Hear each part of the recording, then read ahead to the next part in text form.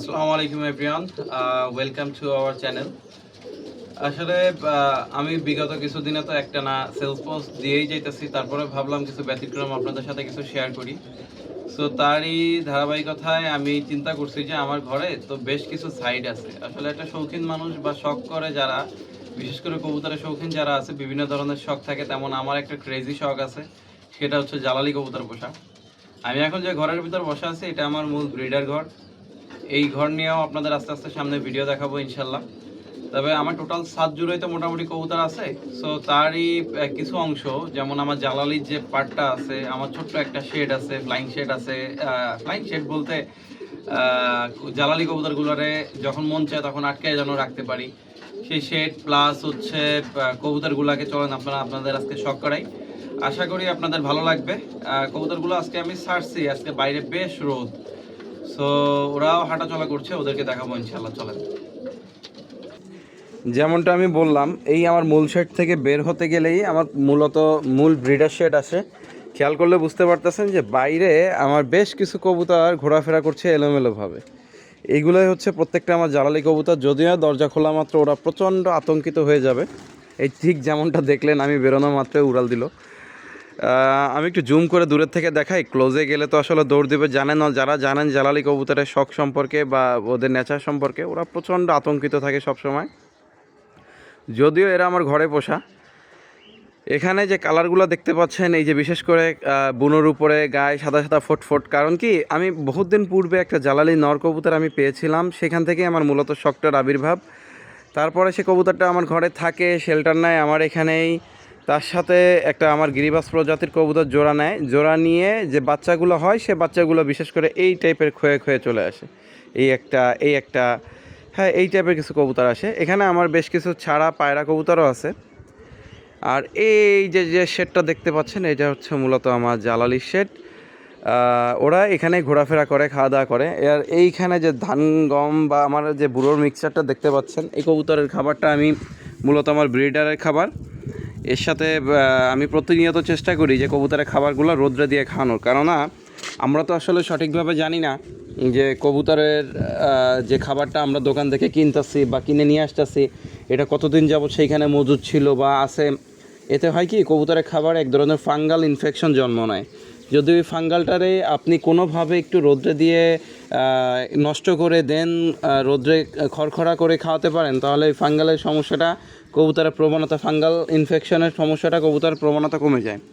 So এই কারণে আমি চেষ্টা করি মূলত ছোট পরিসরে হলেও কিছু কিছু খাবার প্রায় প্রতিদিনই রোদ্রে দিয়ে দেন খাওয়াতে। সো চলেন আপনাদের শেডটাকে দেখাই। এই হচ্ছে মূলত আমার জালালি কবুতরের শেড। জোড়াতালি পট্টি দিয়ে মোটামুটি একটা শেড বানাইছি, কেননা গত বছর আমার এই ঘর থেকে বেশ কিছু জালালি কবুতর মারা গেছিল ভাইরাসে। কারণ কি, এই কবুতরগুলোর নেচার হচ্ছে, এই যে দেখতে পাচ্ছেন, এদের নেচার হচ্ছে, এদের আপনি বাইরে ছাড়লে এরা লং টার্মে চলে যায়। বিশেষ করে আমার বাসা থেকে এই সাইডটাতে বেশ কিছু দূরে গেলে 2, 4, 5 কিলো, 7 কিলো, 10 কিলো দূরে গেলে ওরা বন বাদার পায়, প্লাস ফাঁকা মাঠ পায় যেখানে ধান চাষ হয়, ওইখান যে আপনার খাবার দাবার গ্রহণ করে। এবং বিভিন্ন ধরনের কীটনাশক ব্যবহার করা হয় যে ঘাসের জমিতে, সেই খাবারগুলা ওরা খেয়ে গত বছর বেশ কিছু কবুতর ইনফেক্টেড হয়ে মারা যায়। হ্যাঁ, আপনি দেখেন জালালি কবুতরের একটা অদ্ভুত বৈশিষ্ট্য, আমি জুম করে দেখাচ্ছি, দেখেন। এই যে হচ্ছে, এটা মূলত আমার একটা কুকুরের ঘর ছিল। এই যে ঘরটা দেখতে পাচ্ছেন, এই কুকুরটা মারা যায় 2016 সালে। তারপর থেকে এটাতে আমি কবুতরি পোষার প্ল্যান করি। তারই পরিপ্রেক্ষিতে এই যে দরজার একদম সামনে দেখেন একটা জালালি কবুতর পুরা ডিম নিয়ে বসে আছে। এবং এদের তুলনামূলক ভয় একটু কম, কারণ আমার ঘরের কবুতর তো, আমি এখানে ম্যাক্সিমামই আমার হোম ব্রিড এবং আমার ঘরেরই বাচ্চা বুড়ো করা। এই যে খয়েটা দেখতেছেন, এটাও নেচার পুরোটাই আপনার জালালির।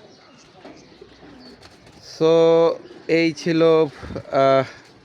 আজকের মতো। এই যে দেখতে পাচ্ছেন, এই হচ্ছে আমার বুড়ো নরটা, যেটাকে আমি মূলত প্রথমে পেয়েছিলাম। সে হচ্ছে এই যে দেখতে পাচ্ছেন আপনারা। ও আসলে এই টোটাল ঘরের ইনচার্জে থাকে।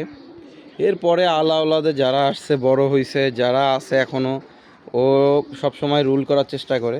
আমি এদেরকে পানি দেওয়ার জন্য মূলত এইখানে 2টা বাসন ব্যবহার করছি, 2টা দইয়ের মালা, প্লাস একটা পানি দেওয়ার জন্য 2 কেজি সাইজের একটা দইয়ের মালা।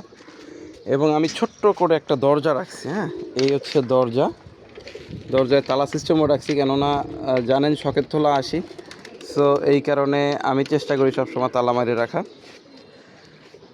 সো এই ছিল আমার জালালি শেডটা। আমি আরেকবার আপনাদের ঘুরাই দেখাই। জানি অনেকে দেখে হয়তো বা বোর হবেন বা নন ইন্টারেস্টেড ফিল করবেন, তারপরেও আসলে আমার যে শখ পূরণ করার তাগিদ, সেই প্রেক্ষিতেই কবুতরগুলা রাখা এবং পোষা।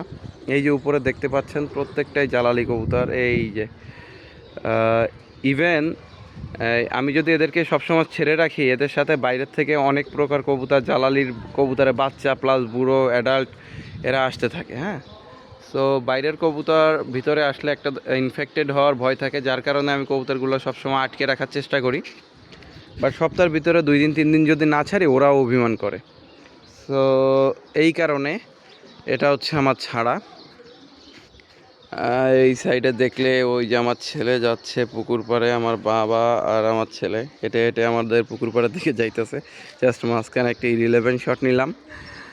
আর এই যে সামনে দেখতে পাচ্ছেন, এটাই হচ্ছে আমার মূলত ব্রিডারের, আমার হাই ফ্লায়ারের ছাদ।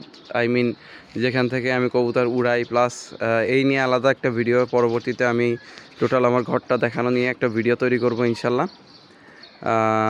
ধন্যবাদ সবাইকে, আর ভালো থাকবেন, চ্যানেলের সাথেই থাকবেন। যারা এখনও চ্যানেলটি সাবস্ক্রাইব করেন নাই, অবশ্যই সাবস্ক্রাইব করে বেল আইকনটি দিয়ে রাখবেন, যাতে আমার নেক্সট আপডেটগুলো আপনারা রেগুলার দেখতে পারেন।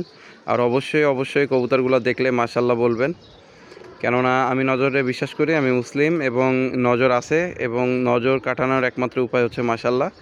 সো ধন্যবাদ সবাইকে। আসসালামু আলাইকুম রহমতুল্লাহি ওয়া বারাকাতুহু।